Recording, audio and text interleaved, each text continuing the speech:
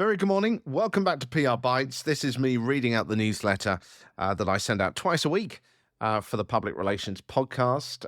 This is just the audio version of me reading it, plus adding a few other thoughts as I think of them spontaneously. And if you'd like to get the written version, just head to the publicrelationspodcast.com, click on the newsletter button, and you can get that there rather than me rambling on. What have I got for you today? Oh, a couple of things to actually talk about. First of all, why the search engine optimization industry may need your help. Might provide some clients or even some work. Do people really want to hear celebrities on podcasts, and how one firm leaned into a PR crisis? Plus, I've got a scenario for you as well. It's going to be a packed little episode today, actually. Firstly, I just wanted to say, I mentioned this on Tuesday's episode, that things might be a bit inconsistent over the next 2 weeks. Things are going to be getting a bit hectic on my end. Sadly, this whole podcast project is still a passion project, so as always, work commitments need to come first, but I'm going to turn around things as quickly as I can, but there's going to be no PRBites next week. There should still be some episodes going out, though. I've got a couple of things lined up that I want to try and get to you, but PRBites takes a little bit of time to do, so I'm going to have to leave that next week. Despite that, though, there should still be plenty of podcast episodes to go back through, so if you haven't caught up on some of the stuff in the past, there is so much stuff that I've been sharing over oh gosh, it's a few years now. Right, talking about episodes, if you missed yesterday's, I released a quick podcast episode yesterday where I shared some techniques for preparing and performing well in podcast interviews, whether it's for your client or your boss or for yourself. And I covered a range of tips based on my own experiences, as I'm sure you know by now, an editor, journalist, and interviewer. And if you haven't caught that episode yet, then head over to the podcast feed, which you can find at thepublicrelationspodcast.com if you're not already subscribed to that. Right, let's get on with the bits in today's newsletter. And the first off, we're starting with I Spotted and leaning into a comms crisis. I was reading an interesting article actually on PR News Online yesterday on how California Pizza Kitchen handled a PR incident pretty well. And a customer ordered macaroni and cheese, but they received only cheese. Yeah. Not very good. Naturally, this went viral, and people were complaining online about it. But instead of responding in the usual way with an apology and a replacement, followed by attempts to kind of highlight their past reliability, the company decided to lean into the situation. And they not only sent out a corrected order, but also offered half-price mac and cheese for, I think, all customers at that particular restaurant. And on top of that, they posted a lighthearted piece showing how they were retraining staff to avoid this mistake in the future. And the article's author highlighted how most companies will batten down the hatches when this sort of thing happens and become defensive. But by leaning into it, they gained a lot of good PR and warm feelings, and it really managed to turn it around. Next one was making stories last longer. A journalist friend of mine posted on LinkedIn the other day to promote an upcoming talk at, I'm trying to remember, is it the Foreign Journalists Club in London? And it was all about extending the life of stories beyond their usual 24-hour news cycle, and it was aimed at journalists.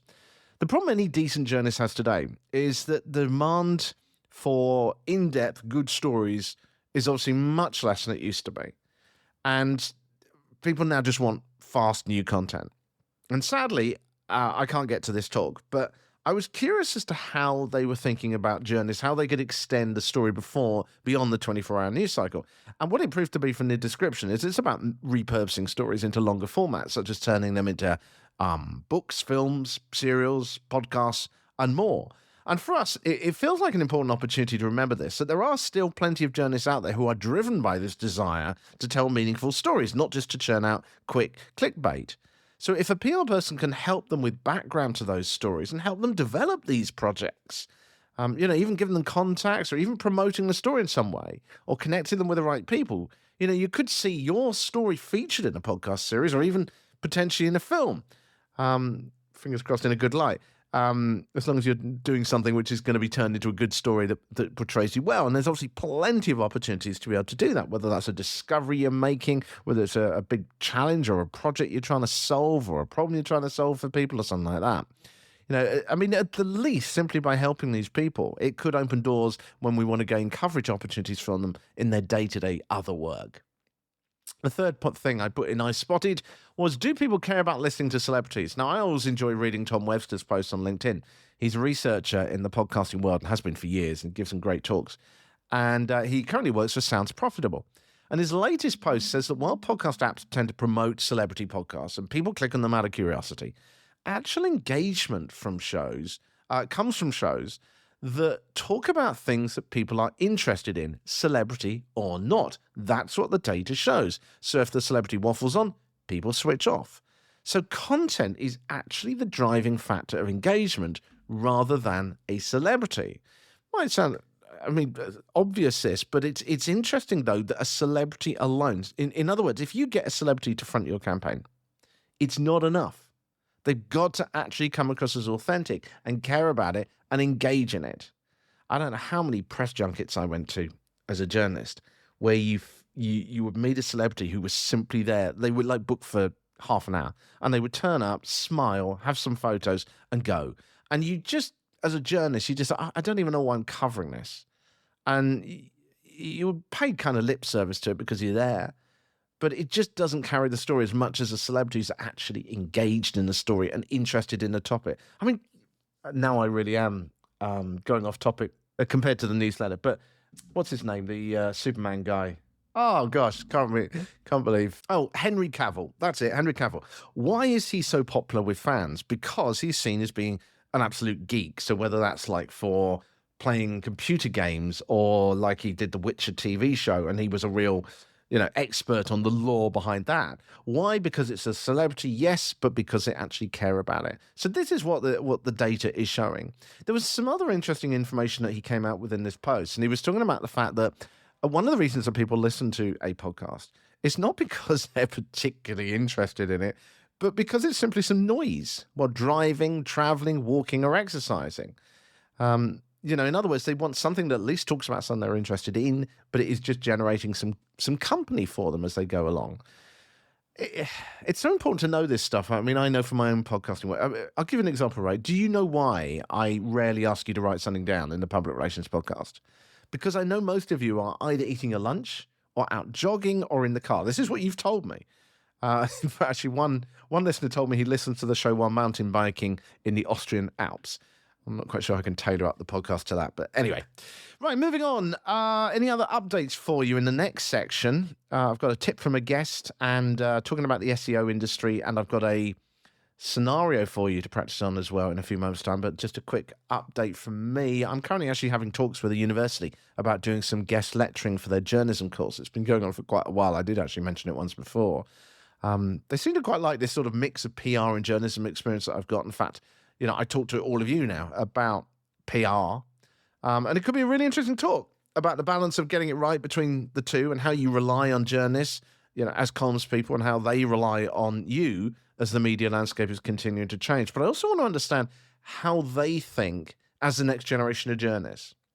I think we've all got a lot of perceptions about how they think, but it'll be interesting to hear what they actually say to me. And that way, hopefully we can understand what it is going to be their thing that you're going to need to say in order to connect with them in future. What are those words? We immediately say things like the environment, but that can mean a lot of things. So what is it that they're actually thinking? That's the kind of thing I'm going to be looking for. Right, next one, tip from a guest. A tip from Snani Sokal from Intelliquo in India. And she said to you, if you want to get a journalist or influencer to cover your story over a period of time, rather than just one post, give them an experience to be part of that will take time. It could be a new lifestyle regime or even a medical procedure, but it should be a journey with a beginning, middle, and end. So find the right influencer who's clearly interested in this thing and then reach out to them and offer them the chance to take part in it for free if they document it. Right, 2 more bits to go for getting a client or a new boss, and then I will give you that scenario for a bit of a brain twister, actually. It's quite a fun one, but I'll tell you one in just a second. Let's just talk about getting new clients or a new boss for your comms work. The search engine optimization industry might not seem like an obvious place for PR people to find new clients or opportunities, but I came across an interesting article on Search Engine Land, one of the top SEO blogs, highlighting a huge shift happening in that space. Now, the article discussed how professional SEO people are struggling to get their content listed as organic results because they're getting pushed further and further down in search engines compared to paid ads. Plus, with the rise of AI, simply putting content out there, it just isn't enough anymore because it won't even get referenced unless the source's name is crucial to the story. In other words, it has to be mentioned simply to explain the facts to someone searching on AI. And the article argues that the SEO industry just needs to wake up now to the importance of digital PR. Traditional SEO tactics like keywords and tags are just not going to be enough anymore, it said. So you need to be seen as not just having good keywords and tags on your site and backlinks from other good websites, but being talked about and discussed by others across the board as a credible and authoritative source. In other words, you need social validation. In other words, you need the kind of thing that you're doing with PR and comms. You know, you take a big story like Oasis announcing their return, right? And everyone's talking about it. So it naturally gets massive free coverage. The media has no choice but to cover it because people are going to be expecting to hear about it. It will come up high in results, whether it's paid for or not. And AI will inevitably use it as an example of many things as well. So yes, your next boss or next client could be someone in the SEO industry as it seeks to find new ways to boost its client's presence online with digital PR. In other words, your skill set. Finally, for today, let me round it up with a scenario, a fun puzzle for you. See what you think about this. And this is a classic one for if you're standing on the train. Have a think about this and see what you would do. Here's the scenario, first of all, and it's a high-tech scenario to think about. So imagine this, right? You've been employed by an electric flying car company that wants you to help them get people to buy these cars. But they have a problem. People are just not taking the technology seriously, and they need your PR help to sort this out. Bit of background, the small 4-seat aircraft can hover above the ground, pick you up from anywhere, and fly about 30 miles, about 50 kilometers. But they could make commuter traffic a thing of the past and act as a high-tech airport transfer system as well. But they're not ready yet, and have only made small test flights at an airfield. Your goal, this is what they're employing you to do, is to embed this message in people's minds.